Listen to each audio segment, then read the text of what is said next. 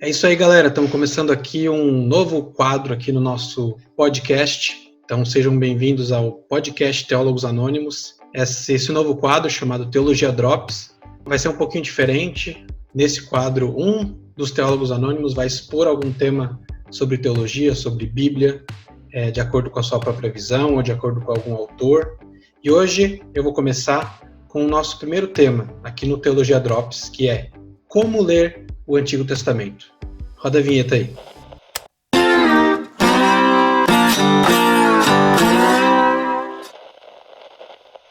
Bom, respondendo a pergunta, como ler o Antigo Testamento? Bom, primeiro eu quero comentar sobre duas leituras comuns que normalmente as pessoas fazem da Bíblia, que é uma leitura que busca doutrinas, normalmente os teólogos sistemáticos aí, pastores muitas vezes, ou às vezes, em muitos casos, uma leitura que busca uma aplicação pessoal. Eu costumo lembrar daquela caixinha de promessas, né? Que quem é das antigas vai lembrar, que a gente tirava um versículo isolado para aplicar para a nossa própria vida ali, para fazer uma devocional, tipo um biscoito da sorte, né? Então, essas leituras da Bíblia não são essencialmente erradas, mas elas não devem ser a nossa leitura primordial, porque o texto bíblico não funciona assim. Ele não era originalmente dividido em versículos. A leitura mais correta, ou que nos ajuda a entender melhor o texto bíblico, é uma leitura da Bíblia, né, inteira como uma história. E agora que a gente está falando do Antigo Testamento, nós temos que ler o Antigo Testamento como uma narrativa, como uma história. A gente chama essa leitura de leitura diacrônica. E a leitura diacrônica ela é o contrário da leitura sincrônica. A leitura sincrônica é aquela que a gente faz buscando escrever uma teologia sistemática, por exemplo, que é aquela teologia que busca desenvolver de um modo sistemático as doutrinas que estão na Bíblia. Então, na leitura sistemática, sincrônica, a gente busca todos os textos da Bíblia que falam sobre o Espírito Santo, sobre pecado, sobre Jesus, por exemplo. Na leitura diacrônica, nós analisamos a Bíblia de acordo com a história que ela conta. Então, nós analisamos um salmo dentro do contexto histórico que ela conta. Normalmente, essa leitura diacrônica é a que dá origem à teologia bíblica. Então, mesmo que haja na Bíblia livros que não são de um tipo literário histórico, tem as poesias, as profecias, mas elas estão inseridas numa história, numa narrativa da Bíblia que começa em Gênesis, termina em Malaquias. Então, é uma história que você começa lendo do começo e vai para o meio, vai para o fim. Você não pode simplesmente abrir no meio da Bíblia e achar que vai entender completamente o texto que está ali. Então, quando a gente não lê a Bíblia desse modo diacrônico, né, desse modo narrativo, muitas vezes a gente usa, por exemplo, os livros proféticos para a nossa própria vida de modos equivocados, né? A gente pega, por exemplo, texto de Isaías 1:19, por exemplo, que diz: se vocês estiverem dispostos a obedecer, comerão os melhores frutos desta terra. E aí a gente aplica para a nossa vida e diz: não, eu estou obedecendo a Deus, então eu vou ter tudo do bom e do melhor. Sendo que aquele texto tem o seu contexto histórico dentro da narrativa do povo de Israel. Então, o melhor modo de ler o Antigo Testamento, como eu estava dizendo, é lendo todo ele como uma história, como uma narrativa que vai se desenvolvendo. Começa na criação, chega em Abraão, Deus faz uma promessa, depois vem o povo de Israel, vem o período da monarquia, vem o exílio. Bom, e a proposta histórica, né, de leitura do Antigo Testamento que eu quero trazer para vocês nesse primeiro episódio do Teologia Drops, aqui do podcast do Teólogos Anônimos, eu tirei aqui, tive como base o livro Teologia do Antigo Testamento, essa versão antiga que eu tenho aqui, do Walter Kaiser Jr., publicado pela editora Vida Nova, que você vai encontrar o link aqui na descrição, seja do vídeo do YouTube, do IGTV, no Instagram, no seu podcast. É só procurar aí que vai ter o link para você comprar ou para você conhecer o livro. Então, eu tirei essas ideias, essas divisões históricas para te ajudar, ou para nos ajudar a entender o Antigo Testamento, deste livrinho aqui do Walter Kaiser Jr., Teologia do Antigo Testamento. Muito bom, recomendado aí para vocês.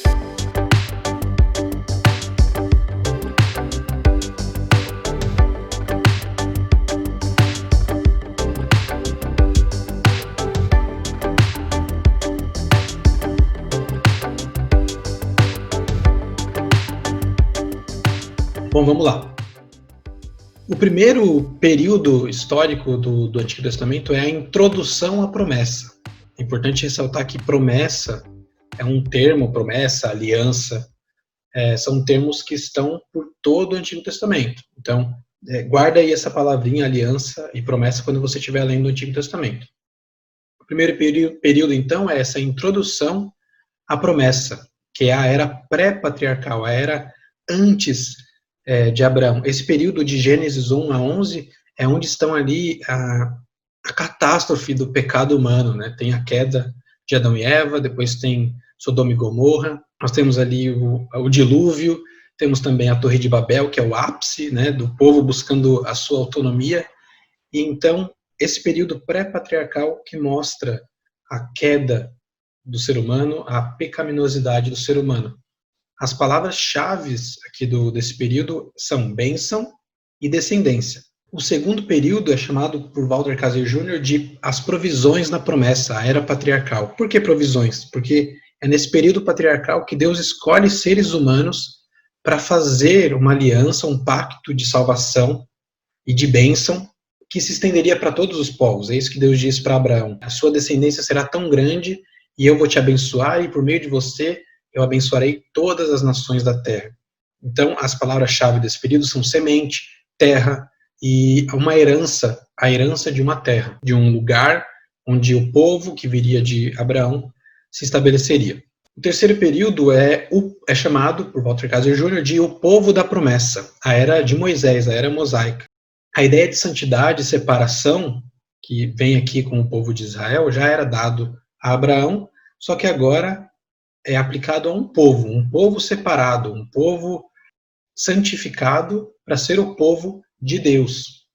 E aqui também tem a ideia de Moisés, né, a ideia cristã de Moisés como padrão para aquele grande profeta que viria, que nós conhecemos hoje como Jesus Cristo, certo? Nesse período, então, nós temos as expressões-chave, ou as palavras-chave, que são Israel como filho de Deus, como primogênito, como um povo sacerdotal, como uma nação santa, como uma nação eleita por Deus, para servir a Deus e para servir todos os povos ao redor.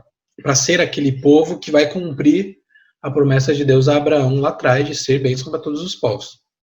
O quarto período é o lugar da promessa, a era pré-monárquica. Esse período aponta para a terra prometida para o povo de Israel. Esse período aqui é onde estão os livros Deuteronômio e Josué, que eles narram a iminência da entrada do povo de Israel na terra prometida e, ao mesmo tempo, o livro de Deuteronômio, principalmente, é um processo de rememoração ou de lembrança da história de Israel até ali e da lei. É por isso que constantemente Deuteronômio Moisés vai dizer, lembrem-se de onde vocês saíram, de onde vocês estão agora, do que Deus fez. Tenham cuidado de não esquecer do que Deus ensinou. É nesse período que está também o Shema Israel, que é o Ouça Israel. Ame o Senhor teu Deus acima de todas as coisas, com todo o seu coração, com toda a sua mente, com toda a sua força. Então, é nesse período que a gente tem as palavras-chave descanso, que tem a ver com a terra, arca da aliança, o amor, o temor e o serviço a Deus com todo o coração, alma e mente. E aí, daqui a gente vai para os dois períodos principais da monarquia, que é o rei da promessa, que é a era de Davi, e a vida na promessa, que é a era sapiencial, a era da sabedoria, que é onde surgem os livros de Eclesiastes e Provérbios. Então, nós temos aqui a época monárquica, o rei da promessa, que é Davi, que é onde Deus faz aquela promessa de uma linhagem eterna, que tem a ver com o Messias, que viria, traria um reino eterno. Por isso que os cristãos chamam, ou os discípulos chamavam, os profetas chamavam Jesus de o filho de Davi, aquele que cumpre a promessa do reino eterno que Deus fez a Davi. E o conceito-chave da época de Salomão é o temor do Senhor. E daqui a gente pode juntar esses dois períodos, o quinto e o sexto, e dizer que as palavras-chave, os termos-chave desse período são a dinastia, ou seja, a casa de Davi, ou a linhagem de Davi, trono, reino, palácio, e para Salomão a gente pode dizer que é o temor do Senhor, como a gente já falou, sabedoria, templo, e por aí vai.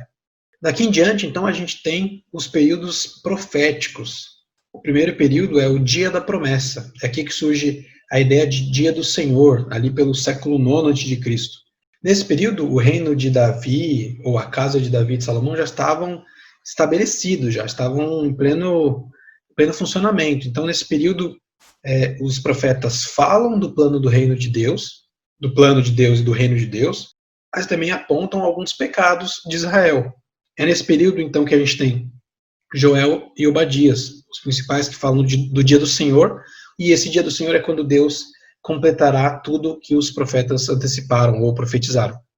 Depois, ainda nesse período profético, a gente tem o servo da promessa. É aqui que surge aquela ideia de servo do Senhor. Quando você estiver lendo os profetas, principalmente Isaías, tem essa ideia de o servo do Senhor. Aqui profetizaram os profetas Jonas, Oséias, Amós, Isaías e Miqueias.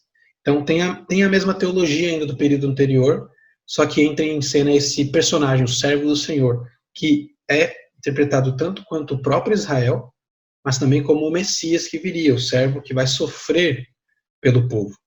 O próximo período, ainda na era profética, né, dos profetas e da monarquia também, é a renovação da promessa, ali pelo século VII a.C.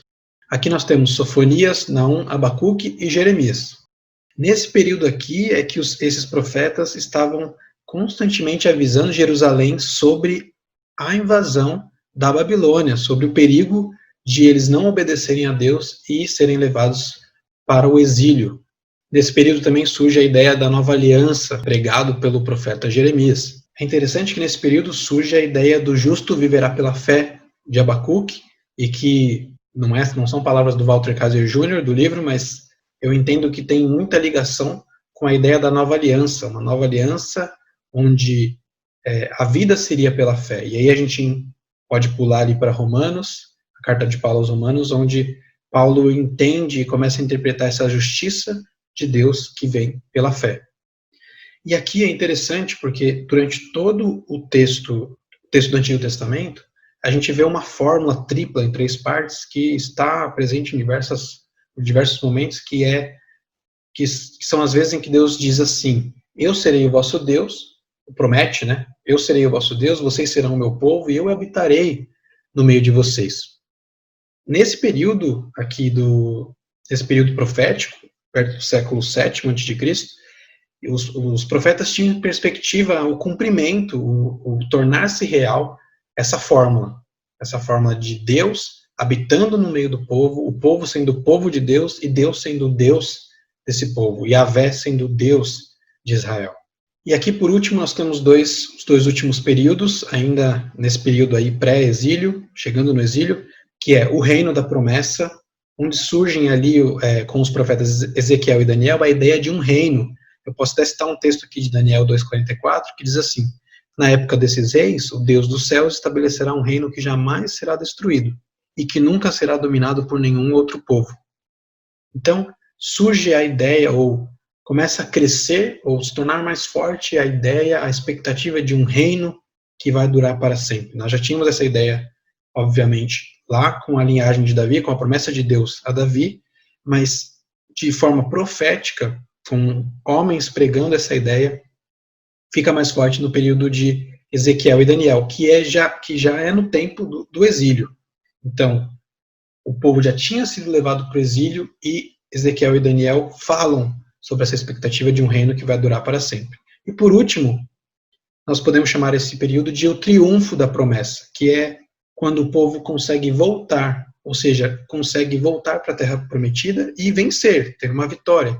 Por isso que nós podemos chamar de o triunfo da promessa, esses tempos pós-exílicos, que é quando o povo de Israel volta para a terra prometida. A terra de Canaã, a terra de Israel, tem grande importância para a compreensão também da história do povo de Israel, para a aliança que Deus tinha feito com Israel.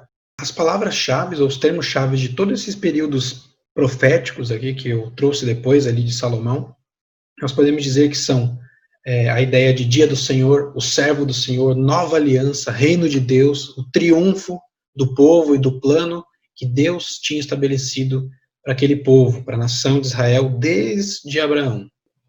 Então é isso, pessoal. Esses foram os períodos históricos que podem ajudar você a compreender um pouquinho melhor o texto bíblico. Não se esqueça de dar preferência para a leitura diacrônica, né? Guarda essa palavrinha aí, diacrônica, que é a leitura da Bíblia como uma narrativa, e aqui principalmente do Antigo Testamento. Não caia na armadilha de ficar procurando devocionais apenas, ou apenas pequenos trechos para você aplicar para a sua vida pessoal.